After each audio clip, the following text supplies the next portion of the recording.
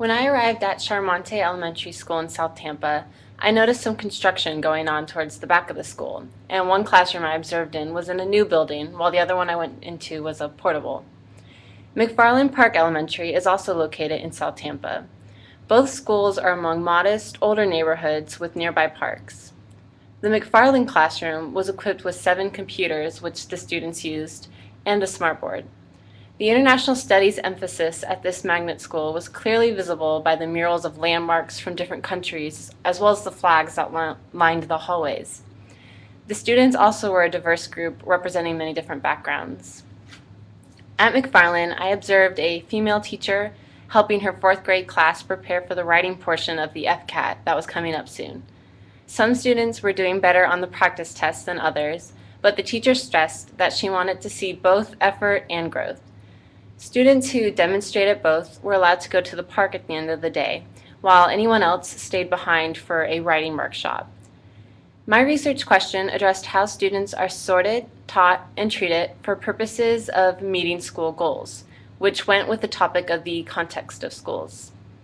The teacher treated the class equally by emphasizing that she expected those who scored a 2 on their previous practice test, as well as those who scored a 4, were both expected to show additional growth. She sorts out the students who are struggling by having a writing workshop at the end of the day. Students are encouraged to do their best with the reward of going to the park in the afternoon. I also observed the school's focus on inquiry-based learning with the teacher's conversational style with the students as they were encouraged to ask her questions. One thing that especially stood out to me was when the teacher told the class that she appreciated when they told her when they were having trouble about halfway through their writing and felt like they were getting off track. This emphasis on the process of learning and understanding what you were doing wrong along with what you were doing right contributes to teaching from the perspective of relativism. There is not necessarily a black and white way of how she wanted the students to write beyond using the correct grammar and word choice. But she let the students be creative with their topics and write about what was either important to them or something that they had a lot to say about. This can be incorporated into a multicultural curriculum where the students bring their own experiences up when they share their writing with their peers.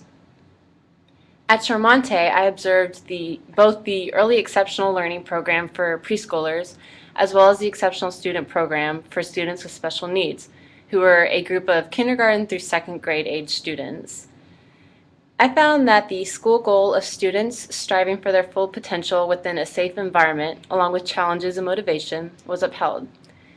I had my first experience of observing a class with students who had special needs and was surprised by the rather innovative ways of accommodating them during their work. The teacher gave them markers instead of pencils to practice writing their names for the students who had trouble gripping a pencil, as well as these malleable bands that they could use to surround different pictures that they were coloring to help them stay in the lines.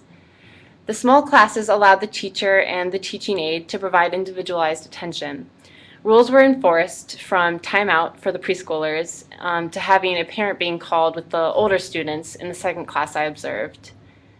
These observations particularly tied in with the chapter on people with disabilities and how disability does not mean inability.